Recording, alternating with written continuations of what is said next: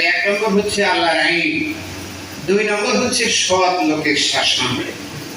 আল্লাহর আইন চাই, সৎ লোকের, এটা হচ্ছে বাংলাদেশ জামাত ইসলামীর স্লোগান। তো সম্মানিত উপস্থিতি, আল্লাহ তাআলা পবিত্র কোরআনে বলছেন আইম্মাতাই ইয়াহদুনা বিআমরিনা ওয়া আওহাইনা ইলাইহিম ফি'লাল খায়রাত ওয়া ইকামাস সালাতি ওয়া ইতাইস যাকাতি ওয়া কানু লানা আবিদিন। খুব সংক্ষেপে সুন্দর করে আমার কথাগুলো বোঝার চেষ্টা করবেন।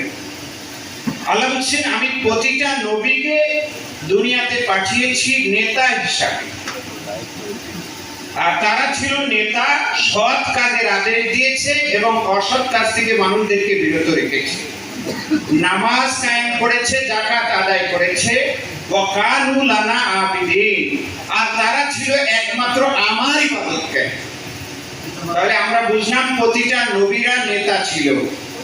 নবীরা যে নেতা ছিল, রাষ্ট্র চালিয়েছে, এটা বিশ্বাস হয়তো সকলের নাকি?